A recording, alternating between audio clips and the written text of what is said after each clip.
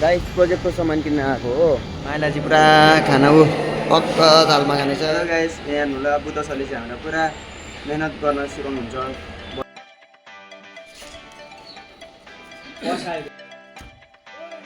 Guys अब चाहिँ football खेलेर नै आइसक्यो हो। अब नुहाइ गर्नु छ, ब्रेकफास्ट गर्नु छ, ब्रेकफास्ट गरेर चाहिँ कलेजको लागि रेडी हुन्छ अहिले पनि। गाइस यहाँ हेर्नु होला आज चाहिँ पुरा हेल्दी ब्रेकफास्ट छ है, रोटी छोला। केटाहरूले चाहिँ चाय त्यसै खान्छ नि त, यहाँ हेर्नुहोस् न गरिसकेर रेडी भइसक्यो। तर मेरो साथी चाहिँ हेर्नु होला भर्खर ब्रस गर्दैछ, यहाँ हेर्नु होला भर्खर ब्रस गर्दैछ। कतिखेर आउँछ कोनी केही याद छैन, भर्खर ब्रस गर्दैछ हो।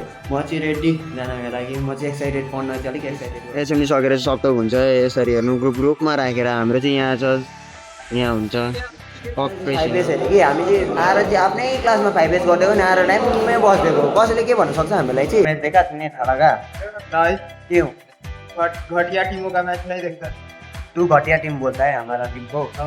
तेरा टीम है घटिया। नहीं 10 प्लेयर का नाम हो। 10 प्लेयर थाला और थाला और उतना ही पता।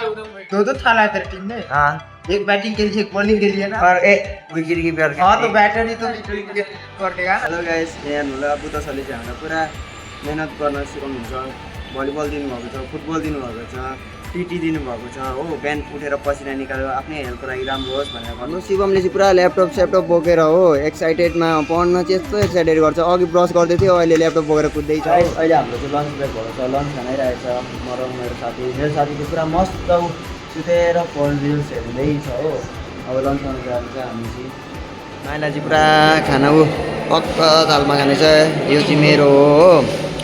अब हल्का यो लन्च गरेर चाहिँ फेरि कलेज जानुपर्ने छ। खाना पनि खाइसकेर आइपुग्यो हो। अब एकछिन सुत्नुपर्छ, बडीलाई अलिकति रेस्ट चाहियो।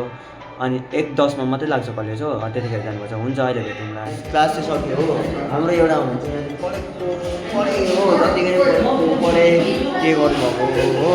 हामी चाहिँ अब तल जाँदैछ, सिम्ताङ जाने कुरा छ हो। अहिले रोकेको गाडी आउन आँटेन, बल्ल बल्ल गाडी आयो। अब जाँदैछ हामी। गाइस प्रोजेक्टको सामान किन्न आएको हो।